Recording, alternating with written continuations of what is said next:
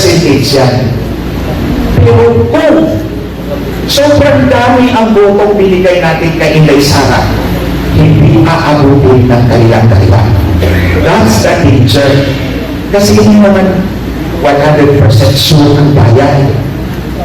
Ito kasi mukha ni Lisa Marcos at si Bongbong Marcos, hindi mo talaga mapagkatiwalaan. Mukha ka lang ng dalawang demonyo na yan. So, assuming na makuha nila yung majority, before conviction, pwede pong mag-resign si Inday. At walang disqualification doon. Pwede siyang tumakbo sa 20. Example yan, si Erap. Magulang din pala. Diba? Natandaan mo si Erap? He was not convicted kasi he relinquished his office. And then the next election, tumakbo siyang mayor ng Manila. So walang perpetual disqualification kapag hindi ka actually na convicted. The resignation puts an end to the impeachment process. So walang conviction, pwede tumakbo ulit. So, and then, kung na-notice po ninyo, alam mo naman si Consid is an elected official. So in 2028, haharap po siya sa halalan. Pero did you notice na nakapula siya ngayon?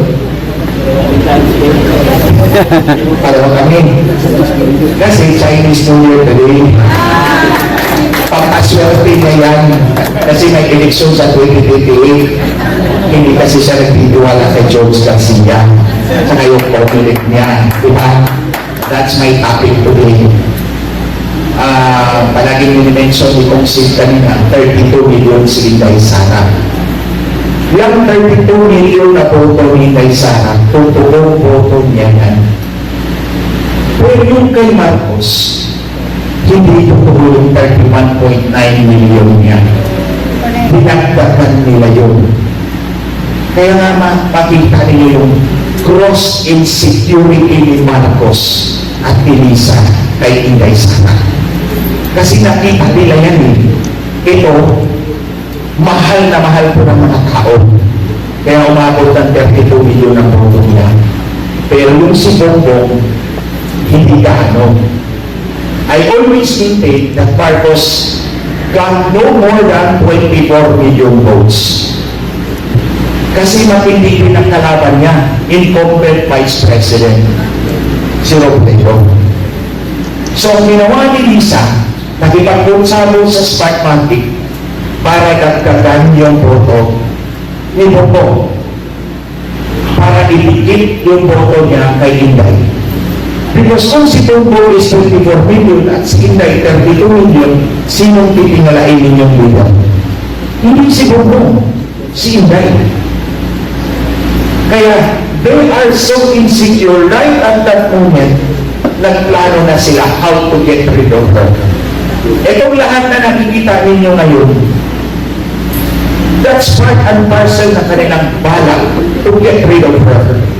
Because they have done so much havoc to this country, to our economy, and to our future. Takot sila na baka makulong sila sa 2028 kung hindi kanila ang kandidato. Kung hindi sa kanila yung presidente. And insecure sila masyado, knowing also that the election system, kahit mahawak nila, hindi rin sila sigurado na makalusot yung daya. Given the fact na si Inday is very popular. Kahit na anong pinapato nila kay Inday, mataas pa rin yung rating ni Inday. Diba? Oh. At kahit pa si George Garcia ang nandyan sa Comelec, hindi sila makakasiguro. Kasi yung eleksyon, yung daya, hindi yung eleksyon na, yung daya ng eleksyon, hindi pwedeng whole number sa idadagdag ko. Kasi kung whole number sa idadagdag ko, dalawa ang posibleng mangyari. Either lumagpas ka sa total number of registered voters, di mahuhuli ka agad. Or the result becomes so impossible na walang maniniwala. So ang daya is a certain percentage. Percentage yan. Hindi pwedeng whole numbers na ibibigay mo sa dadayain mong kandidato. Kasi nga, lalagpas ka sa total number of registered voters or the result become very impossible. Very incredible actually. So percentage yan. Pero kung sobrang dami ang botong binigay natin kay Inday Sara, hindi aabutin ng kailang-kailang. That's the danger. Kasi hindi naman 100% sure ang bayan. Like for example, what happened to President Duterte. Ang boto ni President Duterte mas mataas sa 16 million, binamasa nila yun. Pero yung pangalawa, si Mar, sobrang kulilan, kahit anong dagdag, by percentage, hindi kinaya. So sige kung pa rin ang nanalo. That's one of the tracks I'm going to mention today. Meron tayong tatlong tracks na pwede natin gamitin kung gagawin as we face these elections in 2028. That is if we survive. Di ba? Pero wala nga, we will survive. As a country, as a people. Si Marcos ang malaking posibleng hindi mag-survive. Kasi may sintik-tak na siya sa gilid.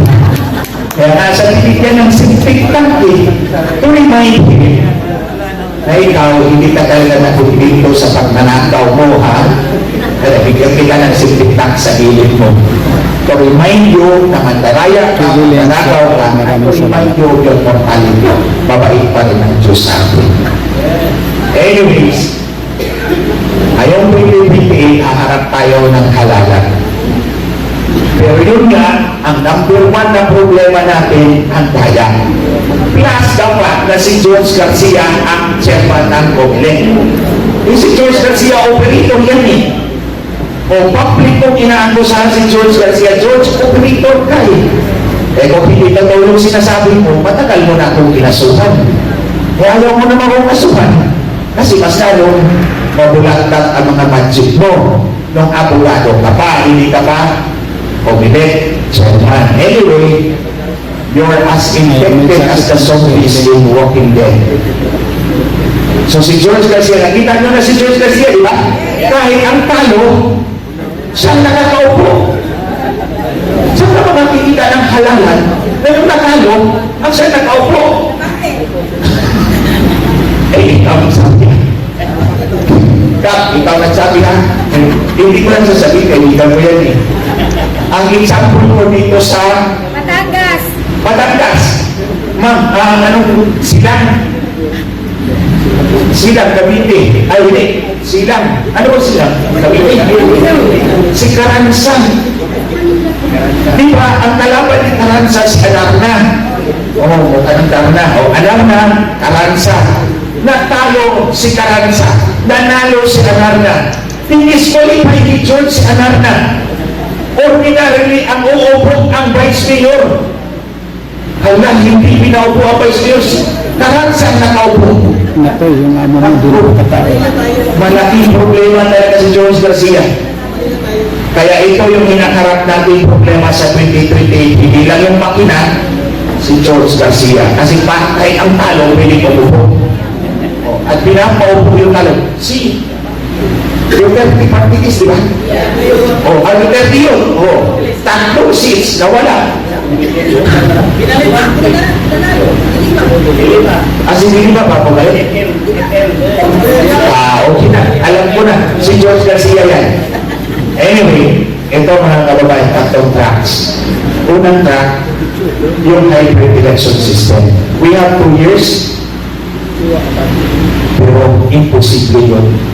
Palagi natin sinasabi na dapat hybrid election system ang gagawin natin election system. Ito yung mano-manong botohan, automated yung, ang mano-manong bilangan, automated yung transmission. Kasi po, sa mano-manong botohan, mano-manong bilangan, mano-manong transmission, tigil-napin yung ballot box, papalitan yung election returns. Kaya pagdating sa munisipyo, ang nanalo sa presinto, talo na. Kaya ang gagawin natin, manual voting, manual counting, bibilangin natin yan dyan sa harap ng publiko, tas automated yung transmission para walang makapagdaya. Kung dadayain mo man sa transmission, mahuhuli ka. Kasi pinilan yan doon sa presinto. Alam ng tao yun. But, given the fact that Congress is controlled by Marcos, hindi sila papayag doon. But that's one track we can still do. Kung, di ba, 2 taon, pwede pa. We have 2 years to go. Pwede pa. Pero that's one track na pwede natin gawin. The other track is mag-file tayo ng petition sa Supreme Court to allow us na pinahamin natin yung voter receipt. Para ma-verify natin na yung resulta sa makina tumpang doon sa voter receipt natin. Meron ng kaso dito sa House of Representatives natin. Patunay mo talaga yan na totoo yung kaya is pagpating at ikominek. Si Congressman Villapuerte, namatay na po siya.